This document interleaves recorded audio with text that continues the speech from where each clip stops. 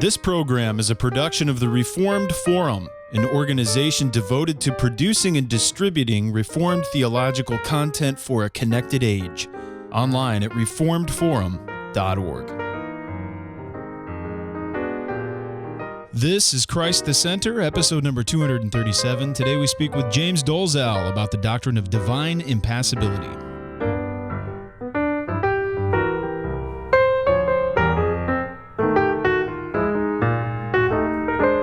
Welcome to Christ the Center, Doctrine for Life, your weekly conversation of Reformed theology. I am here at Westminster Theological Seminary in our studio, speaking with a number of friends of mine. Let me introduce to you our panel. We have, to my right, Jeff Waddington, who is teacher of the congregation at Calvary Orthodox Presbyterian Church in Ringgoes, New Jersey. Welcome, Jeff. It's good to have you here. Oh, it's good to be here. And we're also very excited to welcome back a friend of ours. It's been about a year. I was appalled to see it had been that long, but we're very excited to welcome back to the program Dr. James Dolezal, who is ordained. What's you're a Reformed Baptist, confessing, but what's your governing body or a Baptist ordains at the local church level. Local. So how do you say would you just say you're an ordained Reformed Baptist? Right. Because now a Reformed Baptist will understand. You're Congregationalist, right? But you gather together for synods. Some do and some don't. Some do. Well, I don't want to get ahead of myself. James is a PhD graduate from Westminster Theological Seminary last year. He's also an author, and he has written a wonderful book titled God Without Parts, Divine Simplicity and the Metaphysics of God's Absoluteness, which is from Pickwick Publications, which is an imprint of Whitman Stock. Many of you would be familiar with Whitman Stock. And so James is a noted author and has received recommendations and high praise, actually, from some important people in the field. So we're very excited to have James back on the program today to talk about the doctrine of God and metaphysics. But today we're not going to be speaking about simplicity, but we're going to be speaking about impassibility. But before we get to that, I suppose we should stop and pause for any news or book news or updates from around the world. Jeff, is there anything to mention? Let's see. I'm not sure that I'm aware of anything. There are things that, of course, that are going to be coming out that we're waiting for. Mm-hmm. There's a book I think I've already mentioned on Jonathan Edwards and justification. Mm-hmm. That's the only one that I can think of off the top of my head. Right. It's a slower the summer is slow time of year. I just received something from PNR a little while back, just a few weeks ago, called Lifted, if I'm correct. It was published in the UK a few years ago, 2010, but the PNR just came out with a new edition. I don't have it in front of me, so I beg your forgiveness if I get something wrong. But it's a book about the significance of the resurrection, a more of a practical type book, but it's still somewhat rich theologically. And Sam Alberry, I think, is the author, if I'm not mistaken. But I'll have more information on that. I've been enjoying it so far, so if I'm able to finish the book, I hope to possibly we could do a Reformed Media review on it. And have we mentioned the letters from the front? We probably the Machen book. We may not have, but Barry Waugh has published or edited, transcribed, and edited all sorts of a collection of Machen's letters. Right? Yeah. Have you been able to read? No, I haven't gotten my copy yet, but it's from his time serving as a YMCA secretary on the front over in Europe during World War I. Mm-hmm. So it'd be very interesting to see what's in there. Yeah, I mean, the letters are always fascinating. I've always enjoyed reading. I mean, some of those made their way into Stonehouse's biography of Machen. Yeah, that's right. But this is, I'm sure, it's a more substantial collection. Wonderful. Well, keep your eyes open for the website and also WTSbooks.com for information about future books and publications, those sorts of things. There's always new things coming out, even though in the summertime it gets rather slow. But there are some new books we're going to talk about today, books that have come out maybe in the last year that many people are not aware of, books that are important but not often spoken about. And these are books related to our subject today, which is the doctrine of divine impassibility. I'll pass things to you, James, initially, just to speak about, maybe you could describe for our listeners the Westminster Confession's statement that God is without parts, passions, etc., and describe these doctrines in very broad categories so we can understand where we're going to go today when we say that God is without passions. Right. So the language of God without passions is found in Westminster Confession 2:1, Savoy Declaration, Second London Confession, same language, also originating in the 39 Articles. So its original incarnation is in 16th century Anglican garb. But it's simply found in that brief statement in Confession 2:1 that God is without body parts or passions. I would venture to say that the notion that God is without a body is relatively uncontroversial among Orthodox Christians, whether they are Presbyterian, Baptist, Anglican, Lutheran. I mean, you go down the line. Classically, these positions, and even a classical Roman Catholic position, would very clearly, and modern Roman Catholics very clearly affirm that God has no body. The statement that God is without parts, which I won't get into, but was my own area of research. I should mention we did an episode on this a year ago. Right. If people would like more detail, they can see the archives. I'll also put a link to that in the show notes. That we do treat this in depth. It was just before you actually signed a book contract, I believe. So yeah, I didn't have anything. You had your dissertation. The dissertation was finished, but there was no book online at that point. And then a few weeks later, the ball got rolling. So well, yeah. So check the website for that, and I think that would be a good prelude to today, so we can presume a knowledge, at least a working knowledge of what we were talking about. If you really want to dig into some of the more basic metaphysical ontological commitments of the Reformed tradition, but I would say the classical Western tradition, right? Then you would want to put some serious thought into what is meant by God without parts. In short, it's often mistaken to be simply a kind of epexegetical statement about God without a body. God's without a body, including without parts, as if that's sort of just a side note explaining what it means to be without a body. He's immaterial. That he's immaterial. Yeah. He's immaterial. He doesn't have a body. He doesn't have body parts. That's most certainly not what was in view. Of course, that's included in the statement God is without parts, but most importantly, what the Reform meant in saying that was to attach themselves to the classical doctrine of divine simplicity, which says that God is in no way composed of parts, whether those parts are substance and accidents, whether they are form and matter, whether they are more conceptual parts like genus and species, and maybe most importantly of all, that he's not composed of being and essence. And what I mean is active existence and essence. God is not composed of esse, active being, and essence. So most importantly, God is identical with the actuality by which he is. This is what we mean when we say that God is being itself, or I think a better way to put it. It's not becoming. God is not becoming, like but I think the most important way to put it positively is that God is pure act.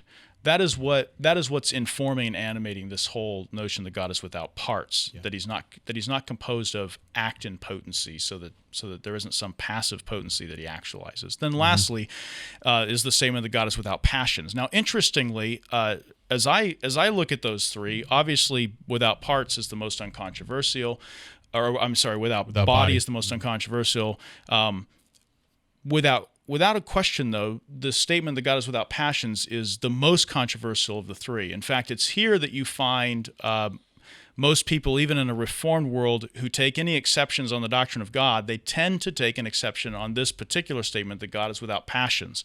Or if they want to continue saying God's without passions, they want to severely qualify what that means. So much so that I think often the end result is that you've lost the intent and what was really being taught in the doctrine. in effect, the statement that God is without passions follows naturally from God without parts, because if God doesn't have parts, there's nothing in God that can be reduced to actuality by some action outside himself or even some action inside himself. God doesn't cause some inactive part of himself to be active by some will in which he wills to act upon himself. Conceptually, we say that God is not both agent and patient. God's not like the surgeon who might perform operation on his own arm, in which the agent is also the patient. God doesn't act upon himself and cause himself to change in any way.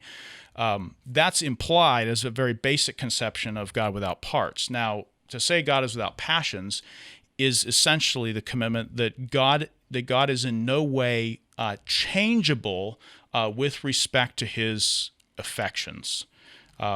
So that while Scripture speaks of God in affectionate language, and I may even say very passionately charged language, this doctrine is a negative way of saying that he doesn't actually have passions, which is in effect to say he doesn't actually undergo changes in emotive state from emotive state A to emotive state B. Mm-hmm. Now, this of all is, I think, the most startling, I think, to some who first come to this doctrine or come to the confession. If anything sounds wrong about God is without body parts or passions, it's that God doesn't have passions, because if Scripture seems to say anything, it's that God is very passionate and lively, and so we kind of make these connections. I'll give you a definition of impassibility that I think is a good broad Western definition from the New Catholic Encyclopedia.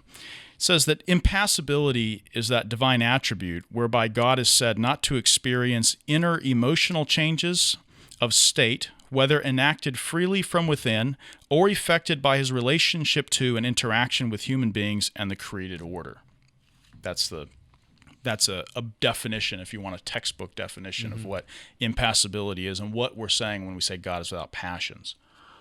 That's handy. Yeah. And so what you're alluding to, or what you're explaining, is that there are deep biblical and theological motivations here on both sides, in the sense of why people want to maintain impassibility and why other people want to reject it. What we need to do today is understand really what the doctrine is about, and then also why it needs to be maintained. Correct. I think a good place to start is with the passage that the Westminster Confession lists as a proof text, that God has no body parts or passions, and they cite only one text, and I'll read it. Before I do, though, we have to remember that the proof texts in the Confession were never meant to be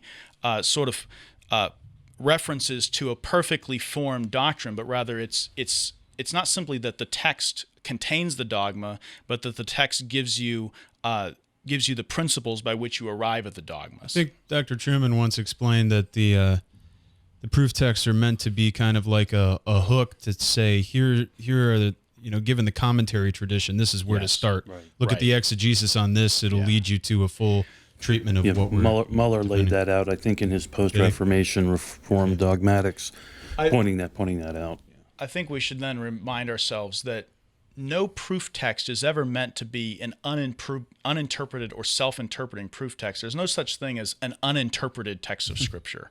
So that when we talk about a proof text, it's not enough just to throw the verses out there, but the verses have to be explained within a certain framework of thought. It's just hermeneutics. And that framework itself has to be informed by Scripture. Good exegesis. Yeah. The verse that they quote is from the statement that Paul gives in Acts 14:15, and he says, "Men, why they treated him and Barnabas as if they were divine." And he says, "Men, why are you doing these things? We are also men of the same nature as you, and preach the gospel to you that you should turn from these vain things to the living God, who made the heaven and the earth and the sea and all that is in them." The statement that they're referring to is this statement that we translate, we are men of the same nature as you. The Old King James has it, we are men of like passions as you. And so you also find that same translation in the American Standard Version, Webster's translation from the 19th century.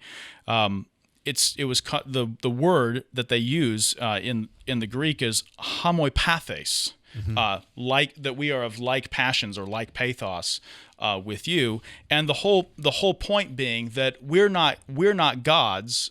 We are passionate creatures like you. Now, I think the more generic translation, that we are of like nature, gets the sense of it. He's saying we're not deities, okay? We're not of divine nature. But it's interesting that he chooses to identify the divine nature, to distinguish the divine nature from the human by sort of implying that the divine nature, for someone to be divine, would be for them to not share the pathos, the passions or the pathos with creatures or with men. The interesting thing, there's a translation, Young's literal translation, that actually says that we are not like affected as you. And I think that gets more at the sense of even what pathos means. It means to be affected. Literally, when we say that God is impassible, what is a passion? A passion literally is to undergo. The passion is literally to undergo or to be changed. Comes from the original pati, which means to suffer or submit, and passions can be defined, this is just from a broad dictionary, capable of feeling or suffering. So when we say that God is without like passions to us, or as the confession says, without passions, what we're saying is that God doesn't undergo change. He can't be acted upon in such a way that a change would result in his affections. So how would this relate more specifically or organically to the doctrine of divine simplicity? Why is this doctrine of impassibility implied and maybe a necessary consequence of simplicity? It's a consequence of simplicity, because simplicity says that God is not composed of parts. If God is not composed, if there is no distinction in God between his actuality and his essence, and if God is in fact purely actual, that meaning he couldn't become something greater or something. God lacks all passive potency. If God lacks passive potency, then he cannot possess passions if passion means to undergo. Does God undergo change? That's the heart of the question. Simplicity says God can't change because there are no parts in God. That is to say, there is no correlation between an actualizing part and a passive piece of passive potency that is being actualized. So that God doesn't cause himself to be actual. God doesn't give to himself further actuality. Nothing is the cause of it. Nothing that is the cause of itself. Well, then what can we say? If God isn't the cause of himself, because he's uncaused, then what is he? He's pure act, and as such, he's the sufficient cause of all other things, but he's not the cause of himself. If he's not the cause of himself, and if he can't be caused by another, then he can't possess passions, because he can't undergo, he can't change, he can't move from affectionate state A to affectionate state B, in which some real change transpires within him, whether that's caused by himself or whether that's caused by creatures. I think the other doctrine in which it's more ordinarily connected to is obviously immutability. Oh yeah.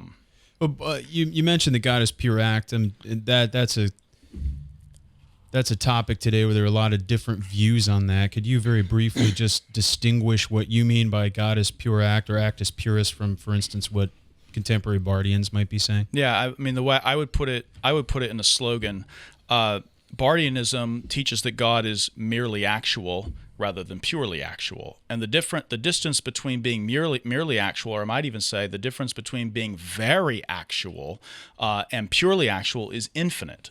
In a Bardian conception, God, when they say God is pure act, what they mean is that God's very busy determining things. That he's even very himself. Himself, that he's very proactive about things, and that he's never sitting on the sidelines, so to speak, but he's always busy causing things to be and even causing himself to be. So what they mean by pure actuality is that God is actively involved in all things. even in bringing about his own essence and all of its particularities. Okay. What pure actuality says is not that God is busy bringing about things, but rather that God is subsistent existence itself. That the very nature of God is not to become, but is to be. Now, immediately people hear this, and the response is, "Wow, that sounds very inert, static, cold, lifeless, undynamic, all the things that the God of the Bible isn't." He's very clearly active. Aren't the Bardians? He's covenantal. Aren't the Bardians relates. giving us something that we can go with here? Yeah. We can try to be careful and not fall into some of their excesses, but can't we use this idea that God is very actual? Again, I would go back to the slogan: the difference between a God who is either merely or very actual and a God who is purely actual is different. It is infinite, and the reason is because pure actuality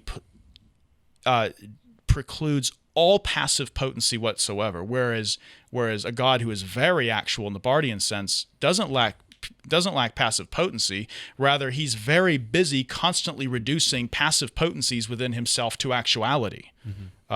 So that I think we need to be careful, and we need to guard this language of pure actuality. Pure actuality is not to say that God is dynamically becoming in some way superior to all other dynamically becoming things. That would be a Bardian conception.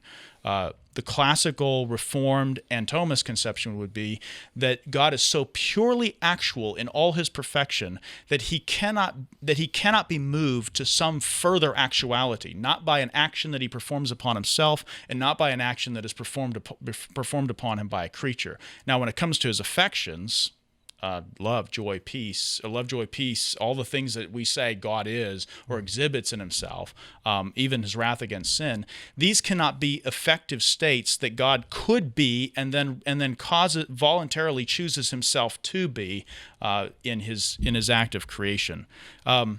So what are the impulses behind divine impassibility? All the texts that classical texts that would refer to divine immutability, Numbers 23, 1 Samuel 15:29, Malachi 3:6, James 1:17.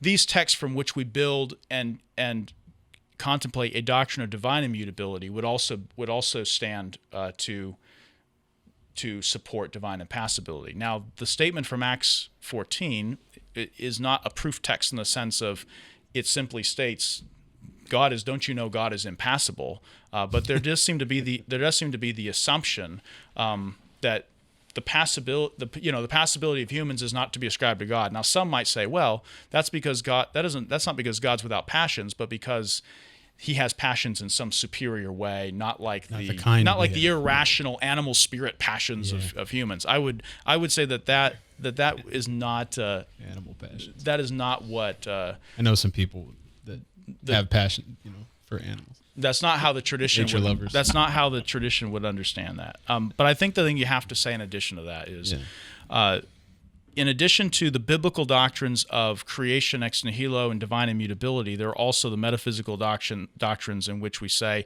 God lacks passive potency and God is subsistent being itself. He's purely actual. The question, though, I think that people have in their mind is, but doesn't creation itself introduce some change? Doesn't God move from not creator to creator? I mean, and since creation is a free choice of God, isn't his choice to freely create not at least indicative that God freely becomes then something that he wasn't? He takes on some new actuality. Don't we have to at least say that much? Again, no. That would only be true if God were a univocal causal agent. Agents within the same order of being that cause things do tend to undergo some change relative to the thing they create. But God is not correlative to the world. God is not correlative to his creation. The act by which God creates the world is an eternal act, even though the effect, the world created, is a temporal effect. The actions by which God creates and providentially guides the world are revealed to us in time and successively unfolding as God's effects. But that doesn't mean that every time God acts both to create and then providentially bring creation to its consummation, that doesn't mean that every time God sort of undertakes to begin a new action so that God himself is moving along with the world through the succession of time. Each time he performs a new action, a la his effects, he's actually actualizing some new that he's actually undertaking some new activity in himself. Rather, the act by which he creates and the act by which he providentially brings all things to their consummation, even down to the minute details, is a singular, eternal, immutable act that he wills in himself from all eternity, and that he never, and we want to say he never existed in a state in which he didn't will that. So the action by which he creates is his eternal divine will. The action by which he providentially guides creation is that same eternal divine will. The effects themselves transpire in time. Now, but God also has the freedom to create or not to create. Correct. I mean, yeah, I would say as soon as you say something like God has the freedom, you immediately have to qualify or show how you can't qualify the notion of divine freedom. God doesn't stand deliberatively in any passive sense before a range of options. When we talk about possible worlds, it's not as if there are all the possible worlds and then God chooses A, and so he moves from could choose all the possible worlds to now has chosen world A or B or whatever. Sure. He is eternally and immutably, and by virtue of the same act by which he exists, freely chosen the world. I would argue that the modality of that freedom, which is all the rage in theological and especially philosophical theological literature since the late 60s, is something that we can't possibly understand, that we can't possibly grasp the modality of divine freedom any more than you can grasp the modality of divine act. You can't grasp pure actuality. You can't grasp a free act made in virtue of that pure actuality. Mm-hmm. Possible worlds language is almost inappropriate then. It's starting to get its pushback. Alexander Pruss from Baylor, Hugh McCann from Texas A&M, both are and then more classical Thomists are challenging the notion of how useful the notion of possible worlds is when it's coupled with the assumption that God is a univocal causal agent. Yeah, and we certainly want to. The motivation for what I'm saying is to prevent. We always want to make sure that even metaphysically we prevent pantheism, panentheism. Yeah, sure. Or any univocism among what God has created. So we need to understand that even though God has decreed and eternally to create, that does not in some sense make creation on the same metaphysical playing field as God's existence.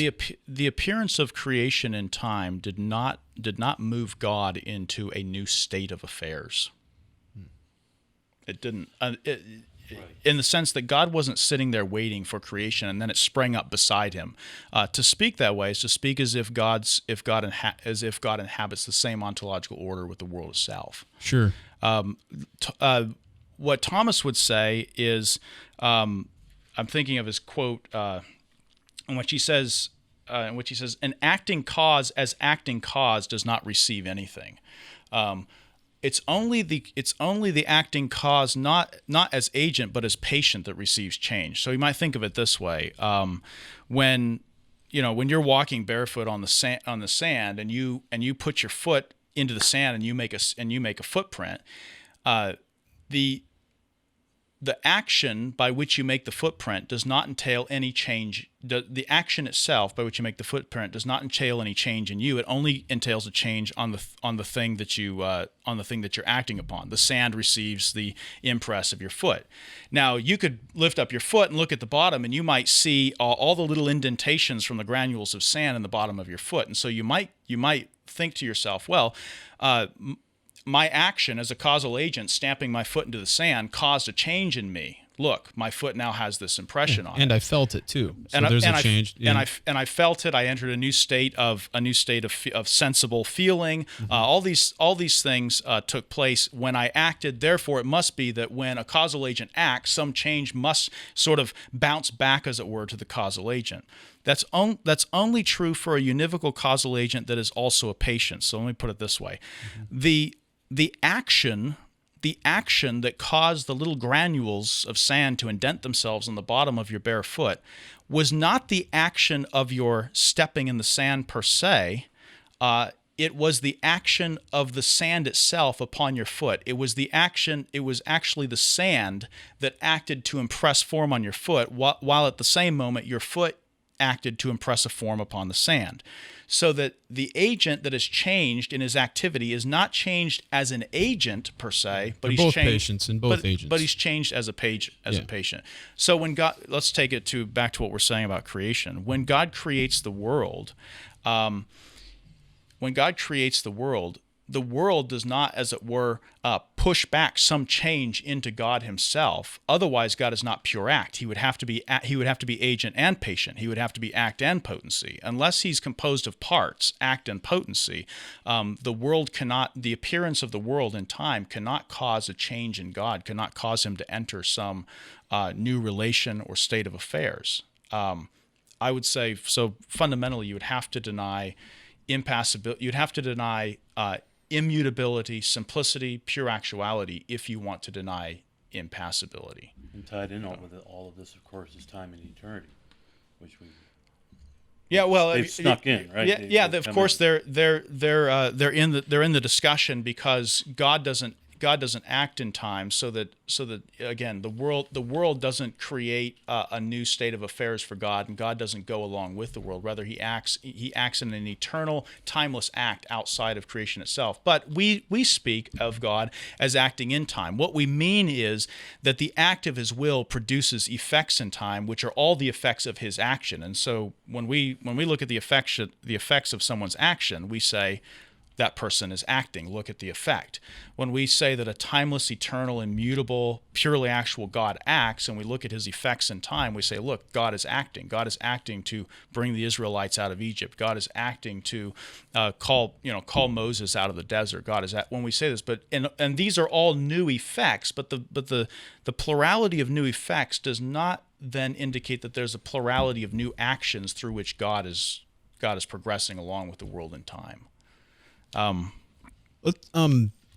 We should also say, well, let me ask, what are some recent pieces of literature, recent books that are talking about this? This discussion was prompted in part by one in particular, but before we continue to discuss more opposition to the doctrine, why don't we allow people to understand who's writing about it, who's on either side, and what book do you have in front of you there, for instance? Okay, I'll start with the one I don't have in front of me. Okay. The very best place to begin at a book length level is Thomas Wayne-Andy's book, Does God Suffer? Mm-hmm. Notre Dame, 2002, I think. Small caveat to the readers of that book toward the end. Oh yeah, from a Reform standpoint, the caveat would be, some of the Vatican II elements that you find in the last chapter and a half are not going to set well with you, but the first 6 chapters of the book are, in my opinion, in terms of the literature out there on impassibility, unparalleled. The interesting thing was Thomas Wayne-Andy is a Roman Catholic priest, a Capuchin. He's not ordinarily on our recommended lists of reading, but it was 7 or 8 years ago in a Westminster class with Carl Trueman that book was recommended. And I can remember Carl Trueman saying, if you want an excellent refutation of open theism that is in many ways more sophisticated than what's coming out from the evangelical Calvinists, you really should read Thomas Wayne-Andy's book, Does God Suffer? So that was the first I had heard of it and turned on to it. Again, I think those first 6 chapters are invaluable reading. It's tough slogging at times, but important. In addition to that, he has a slew of articles. You can find them. One of them is actually in the other book I would recommend, which is a newer book, a collection of articles, Divine Impassibility and the Mystery. Hold that up for the camera and the mystery of human suffering. This is edited by James Keating and Thomas Joseph White, both OP. OP, but Not Orthodox not Orthodox Presbyterian. Presbyterian, but order of preachers, I guess. I mean, the sad thing about this book from a Reform standpoint is the only Protestants who show up are people like Robert Jensen, who quite explicitly rejects the doctrine of simplicity, immutability, impassibility, especially. The words of one of our colleagues, one of our friends, he's fearless. Also, Bruce McCormick represents the Reform view, which is the Bardian view. The best articles in the book are Gilles Emery's 50-page article, which is a translation from the French, in which he details a whole range of modern opponents to the doctrine and then gives you about 20 pages expounding the doctrine and its theological function. Emery's chapter by my lights is the very best in the volume, but the other one is there's about a 20-page chapter again by Thomas Waynandi, which he explains the implications of pure actuality, I think, in a way that's broadly accessible. Now, why do you think the evangelical Calvinists, as you put it, are not in this vein or writing as much on impassibility, that those sorts of things? Why do you, in your estimation, think that they're lagging? I think there are a host of reasons. I mean, if you got into the many reasons why evangelical Calvinists are uncomfortable with and or have just outright rejected the doctrine, it's hard to pin it down to one in particular. But you do find a rejection of this even in something like Wayne Grudem's systematic theology. He makes it quite clear that he in no way intends to defend impassibility. Which I think opens up some problems for him in other positions. Even though overall I quite like the book, he's not on board with this. Like I said, ministers and professors in conservative Reform circles frequently take exception to this. I mean, what are some of the reasons? I mean, I could rattle off. I think some it's just a general dislike of metaphysical language and concepts like pure actuality. They don't like these coupled together with the fact that there's a prevalent trend not to articulate your ontological commitments. There's no push or demand these days, even in conservative evangelical and even Reformed seminaries, to articulate yourself ontologically, so that when you talk about God's substance and God's essence and God's power and God's knowledge, you're not required to give a very close ontological account of what you mean by those terms. And if you get too precise with those terms, I find that people begin to get uncomfortable, and they think this is the intrusion of Greek thought into biblical, vital Christianity. And what we really have to do these days is keep the Greeks out. I think this might be a second reason. There's this reaction that doctrines like simplicity, impassibility, even strong accounts of immutability, maybe even atemporal eternity, are all the products of some bad influence from Greek Hellenized thought. This is the Hellenization of Christianity, in which that God of biblical vitality and dynamism is relegated almost out of reach and out of connection entirely with creatures. He's made cold, he's made passive, and just indifferent, I think is a term to describe it. And so there's this thought that that's what Hellenized, that's what Greek philosophy will do to Christianity. Now that's a thesis that goes back at least to Adolf von Harnack. Yeah, von Harnack, and you also find it in Rijkel in the late 19th century, that basically shortly after the post-apostolic age, as soon as you get into the very early church fathers, and particularly people like Justin Martyr and Athenagoras, that they basically abandoned biblical Christianity, and they simply obscured it by just suffocating it under Greek concepts and Greek terms, and the God of the Bible was remade, refashioned into the God of Greek philosophy. Well, and there is the potential for that kind. Yeah, let's not. The use of the word potential. But we can talk about potential and even passive potency because we are creatures. Exactly, and so there is the theoretical potential for compromise, right? So we don't want to deny that, but the question is there compromise, and then what is the nature of it? Now you have a response to the Hellenization thesis. Accusation. Yeah, accusation. My response is usually it usually suffices as the argument for those who make the argument simply to say, well, that's Hellenism. That's just making Christianity into Greek. That's just rethinking Christianity along Greek lines. My response to that is, first of all, you have to prove that whatever Greek sources the church fathers might have been drawing on, that the Greeks themselves were actually wrong in what they said. I think that's what it's a logical fallacy, that genetic fallacy, it is a type of genetic fallacy in which you say it came from the Greeks are pagans, the Christians the formal language is identical. Plato talks about divine ideas, and then lo and behold, Augustine's talking about divine ideas and eternal forms. That's bad news. I think that simply making that observation about a formal dependence upon Greek philosophical thought does not in any way prove that the Greek philosophical thought itself is somehow intrinsically inimical to biblical conviction. I'm not saying it couldn't be, and this gets me to my second point. The accusation of Hellenism also tends to assume that there is some Greek consensus, that there is one Greek doctrine of God. In fact, there are many competing factions within Greek philosophy itself. Think of Epicureans and Stoics, and you can think of others. Think of Greek popular religion, and then think of Greek philosophy. I mean, even Thomas or even Justin Martyr himself is playing these off against each other.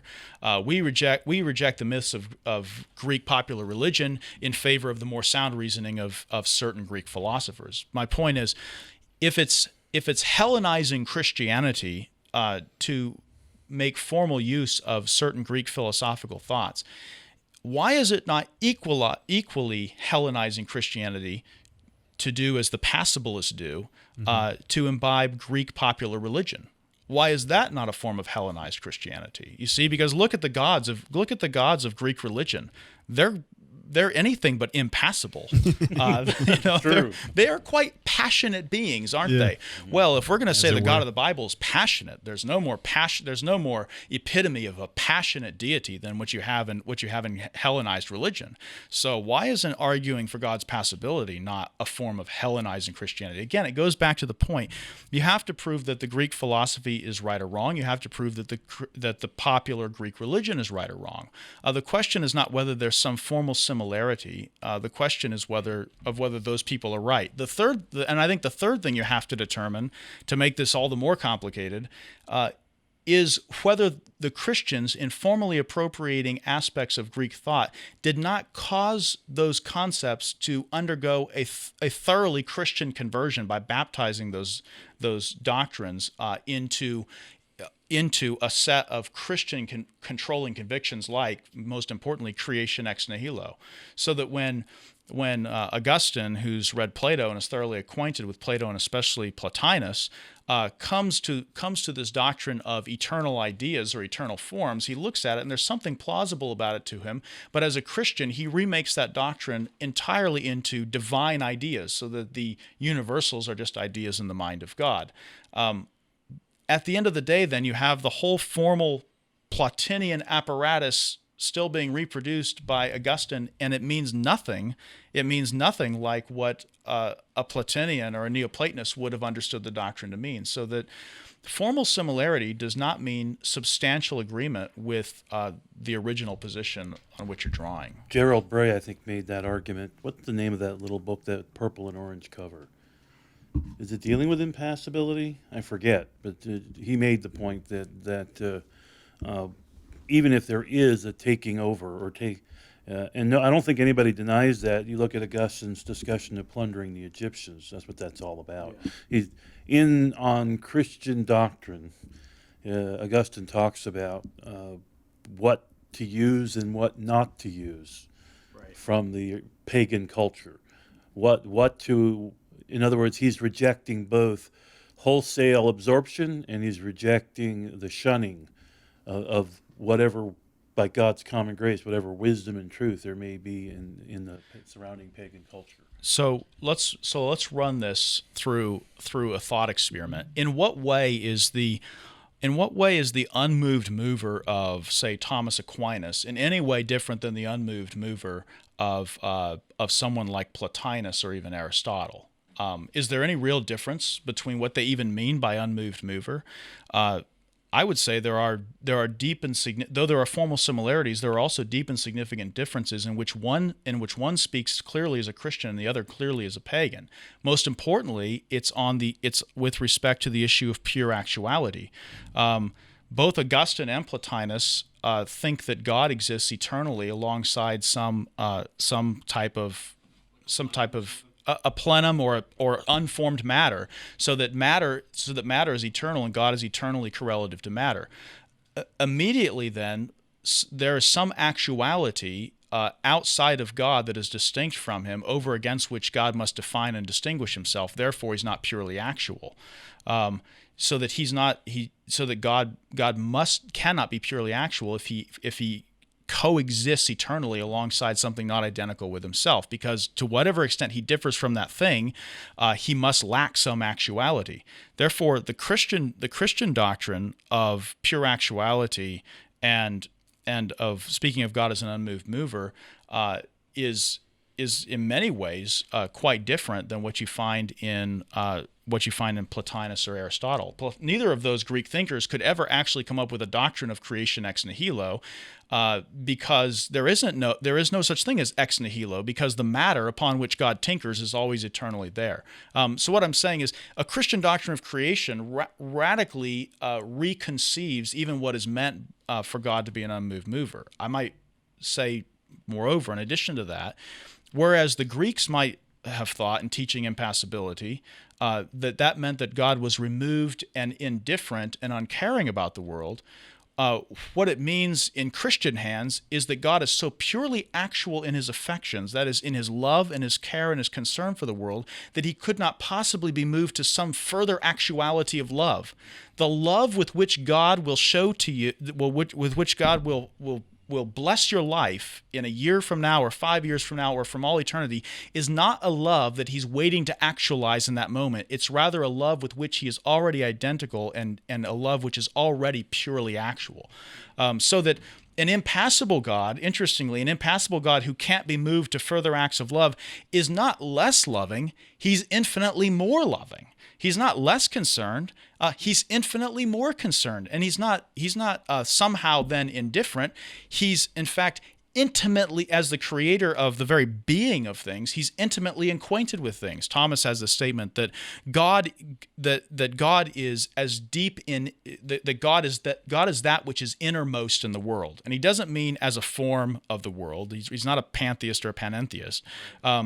What he means is that as the cause of creaturely esse, active being, God must be as deep in anything as its cause as anything itself is. Whatever you can say is, God is as deep as that in anything. So that the intimate God's pure actuality, as the only a pure act could be the source of creation ex nihilo. So as pure actuality, God is actually more intimately related to his creation than if he were a univocal causal agent, who can only interact with his creatures via a mediating act.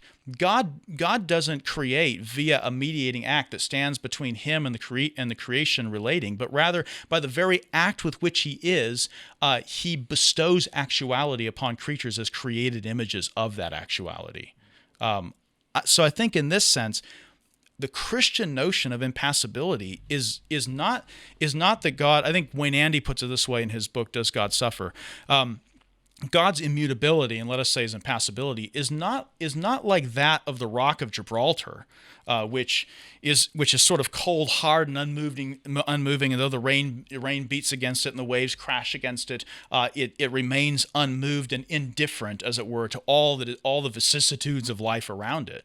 But rather, the actuality of God is the how do we put it? The impassibility and immutability of God is not due to the paucity of act in God, but rather it's due to the infinity of pure act in God. So that if God is immovable, there are two ways to be immovable. You can be immovable because you're indifferent and cold and inert and and don't care what's going on around you, or you can be immovable because you are so purely actual in your caring and your concern for creation that you couldn't possibly be moved to any further actuality. So that the immobility is not the immobility of static, lifeless, cold, removed indifference. It's the immobility of so purely actual in your concern that you couldn't possibly be moved or caused to undergo some further actuality of concern, whether that or love or affection toward your creation. I know that's a mouthful and that's a lot to think about, but I think it's important to say against this idea that's just a Hellenized doctrine. Exactly. Stand up. We've been talking Hellenization and fear of the Greeks. And on Philosophy for Theologians, which is another program that we've done in the past, we'd like to revitalize it. But in the introduction, we use clips from this Monty Python skit where they're calling a soccer game between all these famous philosophers. And there's one part where he says, "Now here come the Greeks." And then they come out and there's all the famous Greek philosophers. But then he says, "And here come the Germans." So is there also a fear of the Germans lurking, Hegel in particular, lurking behind this opposition to the doctrine of divine impassibility? Well, I think in some ways, maybe not so much among evangelicals and Calvinists who don't uphold this doctrine, but among the more out-and-out passibilists like Jürgen Moltmann or someone like Robert Jensen, it's not so much a fear of Hegel. In fact, that's part of the problem, is they don't fear Hegel enough. They use Hegel. In a selective way. As soon as you call them Hegelian, they'll run out all the ways in which they're not formally and actually Hegelians and whatever. But to show the substantial influence of Hegel's thought, see for them, maybe a little modest use of Hegelianism, of God who is becoming, of God who's undergoing change, of God who's actualizing for passive potency in himself. This idea that God is becoming in his perfection seems to stave off the idea of those cold, lifeless medievals that God is just removed and indifferent in his pure actuality. But again, I say that is to fail to understand pure actuality. Pure actuality is not the lack of actuality. It's the superabundance such that no more could be added. But the idea is, well, if God's going to be dynamic and he's going to be actual, then it's going to have to be through this sort of progression that he passes. So even when it comes to interpretation of Scripture, you'll find a lot of, especially Old Testament interpreters, jump on this. I was reading Gerhard von Rad's interpretation of a classic point of conflict, Genesis 6 and 7, in which God talks about him being pained in his heart by the wickedness of men, and von Rad makes the point that these Semitic thinkers, these Old Testament thinkers, obviously weren't concerned to preserve God's absoluteness at the expense of his vitality. And I thought that right there sums up for me exactly the assumptions of a Hegelian way of thought. The assumption is that if God is absolute and immovable, then he's cold and he's inert, like as if he were an immovable thing in creation itself, immovable because of his lack of actuality. So von Rad says they're not so concerned to uphold is that they're willing to forego some absoluteness in order to get the vitality of the biblical God who's dynamically involved with his people. And I thought, that whole juxtaposition itself is wrong, and it's a failure to understand exactly what pure actuality is claiming. In fact, a purely actual God who is impassible is more caring and more concerned, and if we can put it this way, as the giver of being itself, more dynamically involved with his creation than a God who is, as it were, progressing along with and entering into new states of affection one after the other. And I think that's an important point. So more of a fear of Hegel in the sense of like the fear of the Lord, so we obey him. Yeah, well, again, I think admiration. the problem is not fearing Hegel enough. No, that's like you've said before elsewhere that Hegelianism's been imbibed, and dialectic. The concept of dialectic is much broader than Hegel. He wasn't the first to introduce. I think it's Fichte was he the first? He might have been. Fichte was one who early came up with dialectician. the thesis, antithesis, synthesis language interpreting Hegel. Hegel. Yeah. Yeah. But I think there's a Okay, bit of so I had that, that reversed. more of that sort of outside of evangelical circles. But it's interesting. The people who go for that tend to be liberal and progressive Protestants, not classical Roman Catholic and not classically Reformed. Now, why would conservative evangelical, what I might even call classically Reformed Christians, have trouble or just not feel quite ill at ease with the notion that God is without passions? I think beside not really wrestling with what it means for God to be purely actual, in addition to that, I think there are some other maybe more obvious explanations. One would be the loss of negative theology in general. The via negativa and the via remotionis are rarely done. You can read a large book by an evangelical Calvinist like Van Hooser's Remythologizing Theology, and it seems like the only thing that counts for theology is cataphatic theology. And apophatic, negative theology, which saying God is not like this or not like that, is really not in vogue these days. That sounds too speculative, cold, removed, philosophical, whatever. I think that a loss of the via negativa, the via remotionis, and even what it means to properly work through a via eminentiae, I think the loss of those ways of approaching theological predication have basically, it's not that people have taken up a position against those ways of speaking of God, it's that they're so unfamiliar with them that they sound wrong when you hear them. Well, when did that happen? I was going to say, when did that loss of, we're getting almost into that whole, when you read the Reformed scholastics, you have the same kind of sense of foreignness when you read them. Where did that happen? When does it happen, and where, and why? Maybe I would give a host of reasons, some of them less innocent than others. One of the reasons is that when Kant in effect declared classical metaphysics dead, we lost the formal apparatus by which we articulated ourselves negatively. And what we find is that Christians who should have been contending against Kant in order to preserve the rightness of those classical metaphysical assumptions as rethought through Christian doctrines like creation ex nihilo, rather than contend for them, they said, "You're right. We won't talk about metaphysics. We won't use metaphysical terms anymore. But we're going to basically retreat from that way of speaking into a more cataphatic, biblical way of speaking." Yeah, but ironically, when we talk about the via negativa, and if we understand it correctly, with a healthy doctrine of revelation, it is anti-speculative.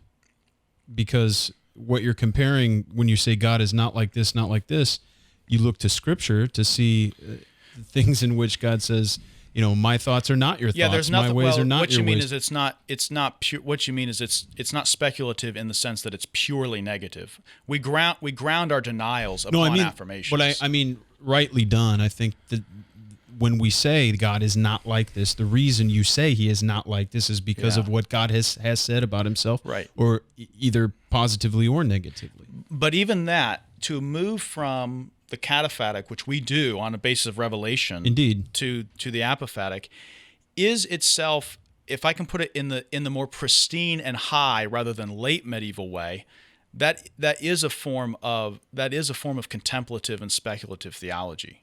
That's and that's I think that's all right. Well, yes, not everyone of course it is. With Jonathan Edwards, I have no problem with speculating. Everybody we think about good and necessary consequence too. Everybody does speculative theology in the sense that, I mean, if we can think of it more broadly, when a pastor preaches a sermon and he contemplates, or if I can put it in that word, speculates, that is, considers the implications, the good and necessary consequences of the positive text on the page before him, and then goes to his people and says, because of who God is, thou shalt not, and you make application to your people, you are engaging on a pastoral level in a form of contemplative or speculative theology, not speculative in the sense of purely negative, as if not founded on revelation itself. Yeah, removed from, divorced from revelation. I think we need to be careful of that. We're saying things about which God has not said. Going beyond Scripture. And this relates to what we said earlier before we began the recording. there's a tendency to resort to divine incomprehensibility, or the mystery of God, and we resort to that because we're mentally lazy. That's a problem. That's So not that the incomprehensibility of God is something that kicks in at the end of the theological process and predication rather than at the beginning. So that what incomprehensibility is what we say when we feel like we can't say anymore. Right. Up to that point we've comprehended, but now at the point at which I think I don't understand, therefore God must be It's incomprehensible. like a get out of jail free card. yeah, exactly. Incomprehensibility is the immediate presupposition of all theological predication at the very beginning of the process. I think maybe some of this also, and if I could bring it a little closer to home, and I know this starts stepping on some toes. I think You've done that before. I think the hegemony of biblical theology, which is a very cataphatic discipline, tends to scare people off from moving from biblical theology to a series of positive and negative dogmas. Meaning, biblical theology has, for many people, obviated the need for doing systematic theology at all. And most definitely the need for doing a kind of systematic theology in a negative mode, saying God is not this and God is not that. Unless Some of people course call that biblicism. unless of some course critics. the Scripture itself Or something close to it. says it. Anyway, I think that's a concern. Meaning, the goals and the aims of biblical theology are not identical to those of systematic theology, and to the extent that you collapse them, and usually allowing biblical theology to sort of decimate traditional categories, I think to that extent you're getting rid of the contemplative discipline by which you even arrived at apophatic dogmas to begin with. So it's just an observation. Now, would that be related to the rise of biblical theology in its generic sense, not necessarily limited to the Vossian Reformed sense, is connected in some ways to the Kantian influence on Christianity? Yes, yeah, of course it is, and I think in Thinking the of what Vossian Gabler- Reform sense, we have done a fair job resisting that. I mean, the very fact that Richard Muller's received such a positive reception, or even the translation of Herman Bavinck's Reformed Dogmatics, tells me that the Reformed have not so thoroughly poisoned the well. And look at Voss himself. Voss himself celebrates Bavinck and even writes his own Reformed Dogmatics in the same vein, which is not just another biblical theology. So I'm just throwing that out there as not inevitable that biblical theology kills the contemplative discipline of apophatic dogma, but It's gone the other way many times too. It certainly tempts people not to take that next step. Yeah, we always need to understand biblical and systematic theology as servants of one another, I think, mutually regulative and mutually informing. But there have been many in church history that have turned the tables, and systematic theology has eaten up biblical theology. Yeah, so that redemption becomes a purely metaphysical transformation. I agree, and that's a fair concern But to raise. in this instance, because the denial of a specific analogical framework, or the assumption of a tacit framework, I think is wreaking havoc. The Bible has an analogical framework. Now, it doesn't talk in that language, but it's there. Right. And we don't do any justice, we don't do ourselves any service by pretending it's not there. How many times have you read, even by theologians who you might appreciate in many regards, who say the Bible has no epistemology or it has no ontology? And I'm thinking, huh?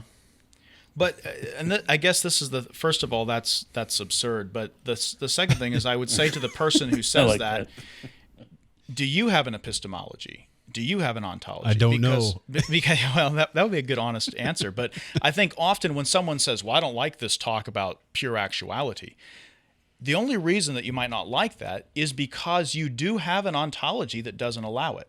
Because if your ontology if your basic understanding of being and of God's being in particular didn't forbid it, then why would you be opposed to me saying it?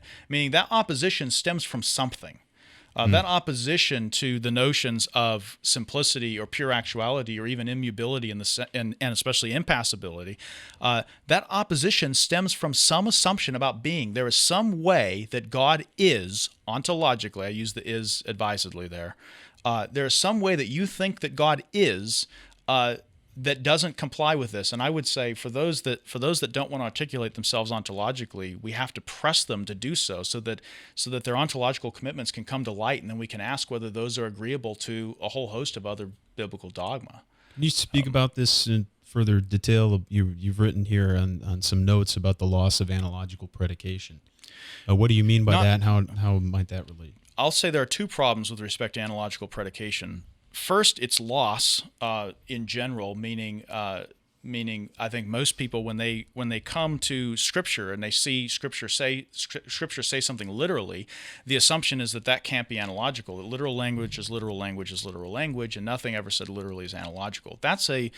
I would say that is though in the Reformed world, many people know better, we still default to that assumption. I would say the second problem with analogical predication is that many people who insist upon it don't carefully parse it out, and they end up overstating the case in a way that makes the doctrine of impassibility more offensive than it needs to be.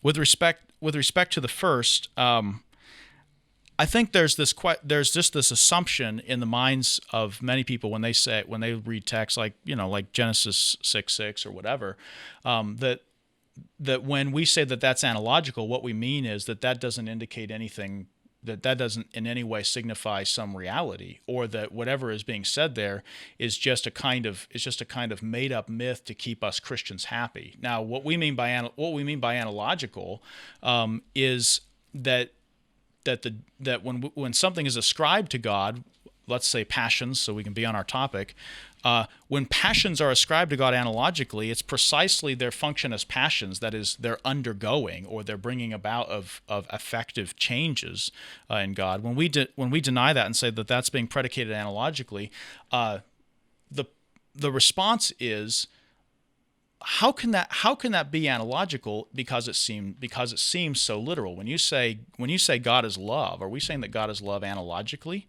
I think of a statement from a noted Reformed theologian in this connection, John Frame, in which Frame says that some things that we say of God we say literally, and then other things are said analogically. So to say things literally, we need to say them univocally. Here's his quote. This is Frame from Doctrine of God. God is as clearly revealed to us and as clearly known to us as any created thing. And he says on the next page, we need not be afraid of saying that some of our language about God is univocal or literal. God has given us language that literally applies to him. Close quote. I would suggest that I'm sympathetic to his concern, but I think there's a deep confusion in it. Literal is not opposed to analogical. Rather, what we need to do is we need to make distinctions within analogical predication itself between what I might call literal and metaphorical, or I think even better and more careful, proper and improper. So that when we ascribe passions to God, some passions are ascribed to God properly, but not as passions, meaning it's not intrinsic that love and joy be a passion. They're only passions in creatures because creatures only experience love and joy by a process of undergoing or suffering. Or when I say suffering, usually the idea is of submitting or being affected by something outside yourself. So the creatures come to love and they come to joy and they come to wrath through a process in which those affections in them are in which they are made to undergo those affections. So they move from emotional state A to emotional state B to C back to A, whatever. it's not of the nature of joy, and it's not of the nature of love as such to be passions, but they're only passions in humans because humans are composite creatures that are not identical with their acts of joy and with their acts of love. Therefore, if in essence identical with their joy and with their love, then they must be made to undergo their actuality of love and joy. Therefore, love and joy are passions, and hatred the same thing. When we ascribe these to God, we ascribe them analogically, meaning we remove from them their universal instantiation as passions, and we say that the reality that underlies, the affection that underlies and informs that passion is not itself a passion, but is a pure perfection, a purely actual perfection of God's own essence. So that God isn't God's joy is not an emotional state in which he happens to find himself. More importantly, God's joy is God himself. So God's love is not an emotive state in which God finds himself. Rather, God's love is simply God himself. Now, when God speaks to us in Scripture, and when he manifests his love to us through his temporal successive effects, it is manifest to us under the form of passions because a progressive unfolding or instantiation of love in our effects usually corresponds to a passion in the agent. We're doing a via remotiona here. We're removing its nature as passion and saying that properly the affection itself is not properly a passion, but it's only a passion in creaturely instances. Now, that's what we mean by when we say, so analogically we say God is love. We're saying it literally. What the analogy is that we're removing from the conception of love all of its uniquely creaturely qualities that aren't of the essence of love qua love. Okay. Now, that's, in that sense, something is said both literally and analogically. And I might just interject this because I think this is where a lot of impassibilists have not helped the doctrine. When we say that God is love, we are not predicating that anthropopathically. Many people think that all analogy is itself an anthropomorphism. I would say only the things improperly and analogically ascribed to God or metaphorically ascribed to God are anthropomorphisms or anthropopathisms. So that something can be an analogical predication that is not univocal to the creature, and yet at the same time is not itself an anthropopathism or anthropomorphism. So I'll make this point maybe clear. Let's talk about pain. Does God experience pain? When we read in Genesis 6, verse 6, we read that the Lord was sorry he had made man on the earth, and he was grieved in his heart. That, we would say, is also analogical, but it's not analogical in the proper sense. It's not properly ascribed to God. It's improperly ascribed to God, and it is an anthropopathism. This is ascribing to God something that is uniquely human, grief, being grieved to the heart, so that God doesn't have pain inflicted upon him. But when he represents himself to us as having pain inflicted upon his heart, we're saying that, people say, well, does he not really have pain inflicted upon his heart? No, he really isn't having pain inflicted upon his heart. Well, then what sense does this even make? Is God just making things up? And what is this even trying to tell us then by God revealing this to Moses? What God is telling us is that the actions that he is undertaking and about to undertake on man's behalf are like the actions that man undertakes when he is unjustly grieved and made to experience pain and grieved in his heart. So what he's doing is he's explaining the actions that follow, which are the destruction of the world and the flood. He's explaining them to us in terms that we might understand with respect to human actions. Now, this is almost the universal assumption of what this text must mean in the medieval tradition and in the Reformed tradition, not just in the 16th or 17th century, but just to provide an example, another related example when we talk about anthropomorphisms might help some people to follow that are having difficulty getting their head around this particular anthropopathism. But when the scriptures say that God stretched out his hand, again, going back to the Westminster Standards, people don't often have problems thinking that God doesn't have a body, but the Bible just said he stretched out his hand. that's an improper. And when Right. I say improper, I don't mean not good Right. or shouldn't be done. I just mean it's not proper to God that he have a hand because he's incorporeal. But the scriptures are telling us something about what he is doing and describing it to us in terms that are familiar to us, hence anthropomorphism in the form of what man does. And all human passions that of which it is the nature of that human passion to undergo or to be made to change. For all of those passions, they are like bodily parts ascribed to God metaphorically, improperly, and what we say non-literally. But does that mean that that's all analogy is? So that every instance, I'll put it this way: every instance of an anthropomorphism, which God is said to have the form of a human body, every single one of those is predicated improperly. Every single form of a passion in which it is the nature of that passion to undergo change is predicated of God improperly.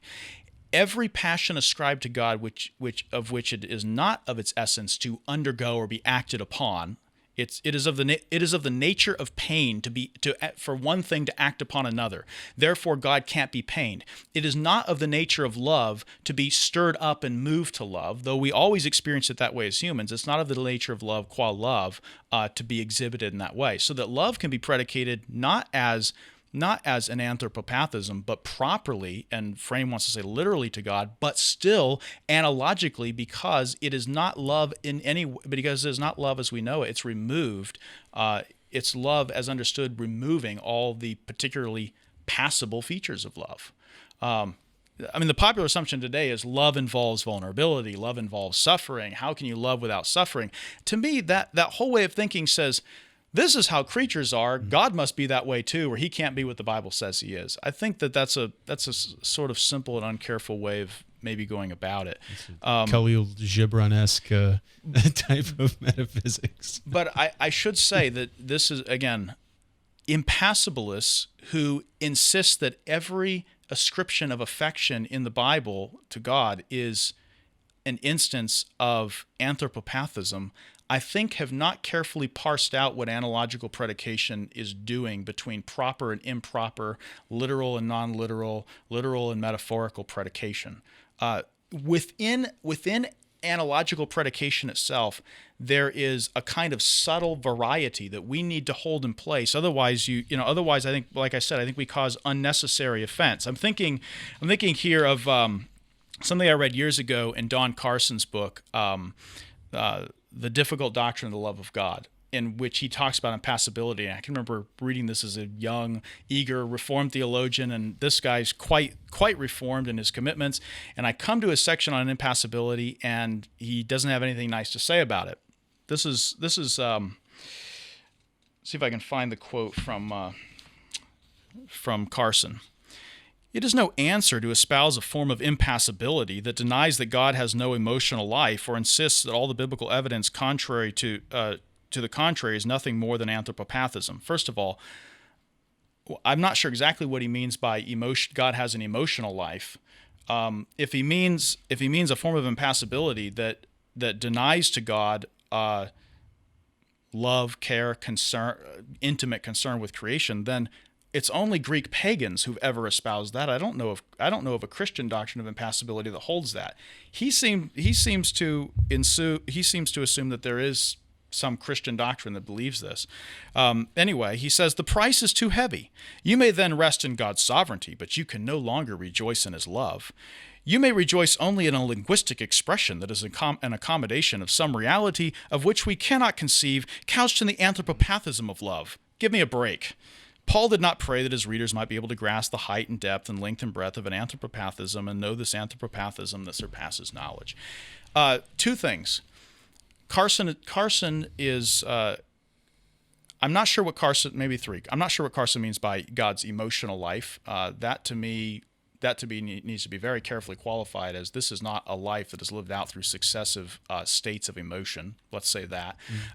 Secondly, I'm not at all sure who these Christians are who don't believe that God is full of love and compassion and care and concern. What Christian, all the while espousing impassibility. What Christian impassibilists ever denied that God intimately loves and cares for and provides for his people? What we're denying is that God experiences that love as a passion. What I think Carson hasn't done probably is separate the notion of a pure affection like love or joy from the notion of a passion, which actually means to undergo or to be moved from without or even to suffer. Carson has indicated his shyness about ontology anyways, so I'm not in other areas, so I'm not Back to surprised. our comments earlier, though, he certainly has an ontology. He does, but he never wants. But he's not telling? Typically, when he's dealing with, I don't know, two natures of Christ, that kind of thing, there tends to be a reticence, typical of some circles, to state an ontology or metaphysic explicitly. In respect to a text like God being grieved to his heart in Genesis 6:6, the older commentating tradition, medieval Catholic, Reformed Protestant, and even Wesleyan, would have said that is with respect that we're saying that of God with respect to the results, the effects that ensue. Whereas now it's almost the norm to say that somehow, some way, God is impassible, or God is passible and somehow impassible at the same time. So NICOT commentator Victor Hamilton says, verses like this remind us that the God of the Old Testament is not beyond the capability of feeling pain, chagrin, and remorse. But to call him the impassible absolute is only part of the truth. I'm not sure what the other part is, but I get the feeling that whatever the other part is, it's going to pretty much undermine the impassible absoluteness of God. So this is what he goes on to say. The fact that the Old Testament affirms that God does repent, even over fait accompli, things already accomplished, forces us to make room in our theology for the concepts of both the unchangeability and of his changeability. The unchangeability of God and of his changeability. And the question then is, what is the solution being put forward by certain evangelical Calvinists? The solution being put forward is that God is impassible in the sense that he can't be moved involuntarily by creatures outside of himself, but he's passible to the extent that he voluntarily chooses to either allow those creatures to move him to some new emotive state, or chooses simply to change his emotive states themselves. Again, I think this confuses the action of God with its effects, and it coordinates the progression of effects with the act by which they're brought about. But I think even more importantly, it gets at the heart of a very deep problem with the way in which impassibility is being understood. Impassibility is a doctrine rooted not so much in God's will or control, but it's a doctrine rooted in God's being as immutable and unchangeable. As soon as we turn the language of passions into statements about God's emotive stability and self-control, and that begins to happen with the Enlightenment period, in which faculty psychology co-opts the language of passions and begins to treat passions as, like I said earlier, irrational animal spirits. Thomas Aquinas, though he would have connected passions with corporal existence, would never have said that they are thereby somehow irrational or disconnected from reason. So that the thought is, well, what is really meant by impassibility is that God is not out of control with respect to the pain or suffering he feels, or to the love or joy that he feels, but rather that God himself, so that God himself is actually in control of himself. Now, I would say that is not actually a doctrine of impassibility any longer. It's actually a doctrine, I think a wrong-headed one, of God as sovereign over his own nature, which is absurd. Extreme voluntarism. But the extreme voluntarism in which God... Simplicity goes out the window. Oh, of course, yeah, definitely simplicity in its traditional sense is gone. But so what do you have left? If you're a Calvinist evangelical who holds that God is passible and that God does undergo emotive changes, what can you say to rescue the doctrine? Well, that's easy. If it's simply a doctrine about whether God's in control of his passions, all you have to do is say that God decrees the passions he has, and he's not ever caught unawares by a creature that does violence to him without his first decreeing and willing it to be. So that what God does is God wills passibility for himself. And if God wills passibility for himself, then it's okay. The only kind of passibility that's bad is the passibility over which he has no control. So therefore, what we can say is, I'm an impassibilist and I'm a passibilist at the same time. I'm an impassibilist with respect to man's voluntarism, and I'm a passibilist with respect to God's own self-voluntarism, in which he chooses himself to be passible and subject to the actions and even pain that men might inflict upon him. Isn't this all the result of making the character of man the standard? Yes. Anthropocentrism? Yeah, I mean, it seems like in many ways it's making what we experience the standard by which to think about God. Now, there's a certain sense which we can't get around that. I think the reason we do that is because we've lost an older way of even talking about these things, and so we're left to anthropomorphize, or so to speak, in this way. But I guess what I would want to say in that connection is, and this might sound radical, but ontologically speaking, God is not self-controlled. Right. God, who is impassible in his nature, cannot decide to open up his nature to some passibility. Impassibility is not merely the result of something he wills for himself. God isn't impassible because he willed himself to be impassible, so that if he now wills himself to be passible, that's okay. Yeah. God is not. When God wills himself, he wills himself with the will of complacency, not the will of efficacy. This assumption that God wills for himself to be subject to successive emotive states assumes that God's will of himself is actually a will of efficacy, not of complacency. A complacency being basically back to the Bardians again. Yeah, exactly. But this is taken hold with people who are radically anti-Bardian. Right. You'll find this in J.I. Packer. You'll find this, Kevin Van Hooser isn't anti-Bardian. He loves Bart. But you'll find this in Kevin Van Hooser. You'll find this in J.I. Packer. You'll find this in other ordinarily anti-Bardian Reformed Christians who I think have been brought in by this idea that the only reason passions are bad for God, or one of the main reasons, is because they indicate that God is subject to the whims of creatures. And therefore, if we can sort of do an end run around that objection, then it's okay if God is passible. Mm-hmm. You find this hints of it in Robert Dabney. You definitely find it in Packer, and you find it in a host of Calvinist blogging today on the doctrine of impassibility. Let's talk a little bit about the Council of Chalcedon and Chalcedonian Christology. How does impassibility come to light or shed light upon what's going on in the God-man? That's often pointed to as evidence against impassibility. And especially in light of the host of patristic statements that are really Theopaschian in nature, in which a statement, so I think it's Melito of Sardis who says, in the cross, the impassible suffers. First, I might throw out a book title. God dies. We hear that sometimes.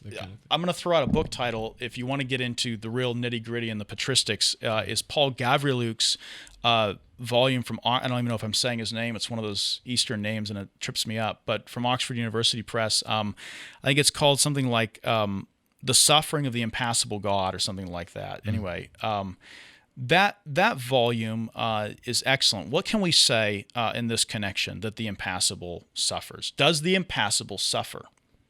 The answer to that is yes, but not as the impassible. The impassible suffers, but not as the impassible. The fathers would even say that in the death of Christ, a member of the Trinity, personal subject, undergoes a suffering. But in terms of Chalcedon, of course, it's entirely according to his human nature. If you have a proper communicatio idiomatum that doesn't allow one nature in any way to modify another nature in Christ, then what Christ does on the cross, he does he does as a divine person, but not according to a divine nature, but according to his human nature, exclusively according to his human nature. And we can't think of a little bit of the passion of Christ as spilling over into his divinity, and thereby sort of either humanizing his divinity or divinizing his suffering. But that's the popular approach now, isn't it? Well, because then it gets God down here in our experience, and it makes him kind of, Moltmann. It makes him empathetic and all makes that. him Moltmann? No, doesn't make. Yeah, No, well, yeah, I'm just thinking- Jürgen Moltmann would be the biggest voice making this argument. But so the question is, does the impassible suffer? The answer is yes, but not according to his impassibility. And then the question in his human nature. In his human nature, but Right. I think there's this tendency to not keep the things done in his human nature clearly distinguished from what's done in his divine nature. So people will, I think, confuse the issue by saying, yes, but it's not a nature that suffers on the cross, it's a person. Yeah, that's what the communicatio idiomatum's all about. But to which I want to say, yes, but let's be careful not to put too much daylight. In fact, let's be careful not to put any daylight between Christ and either his divine or his human nature. There is no action that is unique to that uniquely occurs in the person that doesn't occur according to a nature. Right. Anything that happens to a person always happens in that person's union with a nature and according to one nature of the other. So I don't think it's helpful to say a nature didn't suffer. No, but a nature as a nature doesn't subsist outside of a supposit either. And so, what are you saying to me? What are you saying that a nature didn't sort of detach itself from the person of Jesus Christ and go and suffer? Well, that's or that a person suffered without a nature. Nope. Well, see, here's the implications. The implications are that we can speak of the suffering of a person and not get overly concerned and precise to demarcate exactly the nature in which that takes place, even though the Orthodox intuition says, well, of course it was in the human nature. What happens, though? What's happening with Christ's divine nature at the moment in which he cries out, my God, why have you forsaken me? Upholding the world. Exactly. The very person who suffers, in the moment that he suffers, is atemporally, eternally, simply, omnipotently upholding the world by the word of his power and dwelling in mutual and perfect love with the Father and with the Spirit. And it's not just a divine nature that's up communing with the Father and the Spirit. It is the person. So I think we get this idea that Jesus, because he's one person in two natures, has to sort of toggle, as it were, between one nature and the other. Sometimes he's acting according to his human nature, most especially at the cross, and sometimes he's acting in his divine nature, like maybe when he raises the dead. What I want to say is that Jesus is always acting at the same moment perfectly according to both natures in one person. So that, again, Jeff's answer is exactly right. It's always a mono and dithelitism debate. Well, you almost and have we must say dithelitism. The person becomes a third thing beside the two natures. You objectify. You basically make a supposit, a subject, Jesus, the person, who is sort of conveniently detached with a little daylight between them to either nature. Subjects are always something. A nature is what makes Jesus something. Is when I say makes, I'm saying in the broadly conceptual sense, makes Jesus something. To speak about the person of Christ as detached from either nature and say a person suffered, not a nature, I think unnecessarily clouds the real issue, that the Son is always acting according to both natures, and the way he acts according to those natures is unique and exclusive to that nature. What happens at the cross could only have happened, in terms of the suffering, could only have happened to a man. And the one who suffers upholding the world by the word of his power could only be true of God. And yet they're true of Jesus, not one is true now and one is true later, but they're true of Jesus and the same person at one and the same moment. Yeah. As I mentioned, mystery of the incarnation. So he's impassible according to his divinity at the very moment in which he's passible according to his humanity, and it's one person who is passible in both senses. Jeff? Oh, I was just going to say, impassible and passible in both senses. Thank you for clarifying. Communicatio idiomatum. Thanks. I had mentioned before we began recording that we have an episode of East of Eden, which will see the light of day at some point later this summer, where we deal with one of Edward's sermons called Christ's Agony. And the amazing thing is that he starts off the sermon dealing with Christ in the Garden of Gethsemane and his struggle with going to the cross, he starts off with an affirmation of Chalcedonian Christology, and you're thinking, okay, if I were preaching today, I would never do that. Well, I would, but good preachers, they're probably thinking they would never do that. It's amazing. He says, well, Christ is suffering as to his human nature, not his divine nature. So it's getting at what we've did, but it's one person with two natures. Very, very interesting that he would start off a sermon that's really going to stress the human element, although he will argue that the divine nature upholds the human nature going through this horrendous ordeal. Well, because the divine nature of Christ is the very cause of being of his his human nature, and everything that is true of the creator-creature relation in general is true of the distinction between the two natures of Christ. Christ's humanity relates to his deity as creature to creator, and all the distinctions and even the analogy that goes on between creator and creature, in terms of created similitude, takes place in Christ himself. So I think this is maybe back to Camden's question: does God die?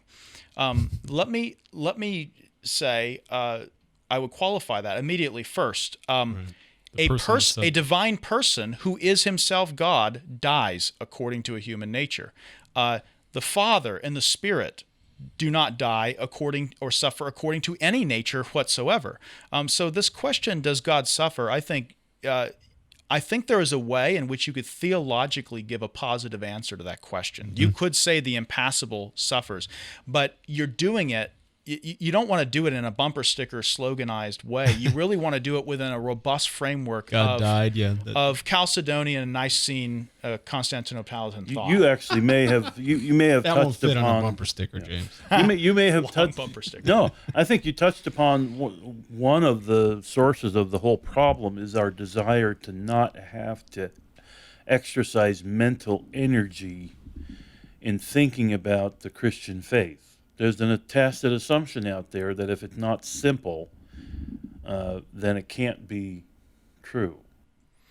It's easy to say God suffers with and for me, and redeems my suffering by participating in it along with me.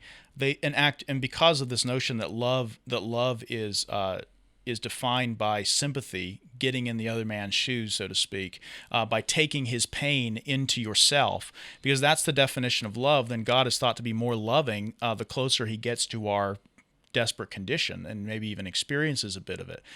I would say the exact opposite is true. The more God is absolutely removed from our suffering by his pure actuality, the more he is loving, and as creator causing our very active existence, the more he is loving and concerned and caring about us. There's a great, if I can put it this way, there's a form of love and care and concern that is even superior and infinitely better than sympathy itself. Which is God's care for us as creator. Does that mean having one who is divine and sympathetic with us is to no benefit? No, it's a great encouragement according to Hebrews chapter 4 that Christ sympathizes with us because he suffered and was tempted in a nature like ours. So yes, there are particular advantages to that, but it doesn't mean that God is thereby enabled to be more loving in that way than he is in his pure active love from all eternity. Now, just to wrap things up, we've been spending a lot of time on a defensive posture, responding to common objections in Protestantism, evangelicalism.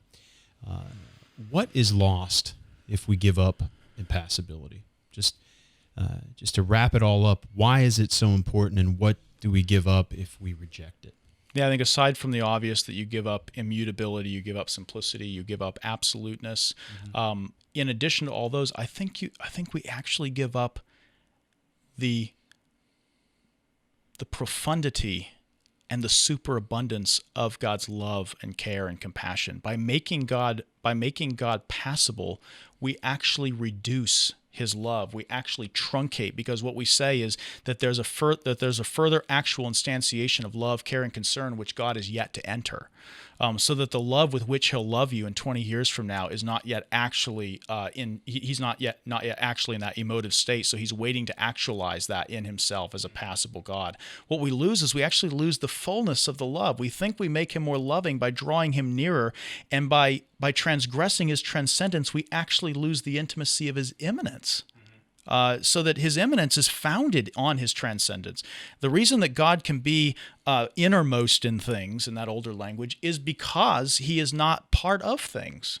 Because he's not a univocal cause. If he were a univocal cause, his actions toward things would have to be mediated between himself and the subject. But as the immediate cause of our being, none could be more concerned and caring about us than God. If we make him passible, we lose that. You end up losing the very thing we're attempting to promote. And I might say in this connection, Thomas Wayne Andy makes this argument splendidly in his book, Does God Suffer? And again in his article in the Keating and White volume. Yeah. Well, James, thanks so much for stopping by. This has been a fantastic and interesting discussion. I appreciate it, the going into depth. And I think this is going to be an excellent companion to the episode we did a year ago. Okay. Hopefully we'll get a good response. We've still get good responses from the one on simplicity. Yeah. So I hope this is a lasting one. And the people's passions are stoked as they listen, maybe. I don't know. We could be passionate because we're preachers. We should be passionate. I do, of course, want to mention you can find James several other episodes. He's also been a panelist and a regular reviewer on many of our episodes at reformedforum.org. You can also find Jeff at calvary-amwell.org. It's the church website, as well as feedingonchrist.com. He blogs there. And, of course, you can visit us at reformedforum.org. And please, if you're able, I would encourage you to visit us on our donate page. There's a link at the top called Give, and at the bottom of our episode pages, there's also a donate button. Things obviously get, maybe not so obviously to many people, but things get slow in the summertime, but we still have expenses, and we're moving Command Central to Wheaton, Illinois. So that involves a lot of expense, too, to pack up the gear, to move it. We're not going to have a studio environment, so we're going to have to buy some new things just to be able to operate out of the place I'm living. So if you find it in your heart, if you're able, and if you desire to do so, please visit us on our donate page, reformedforum.org/donate, to help us to do what we love doing, and that's talking about theology and promoting that to a wider audience.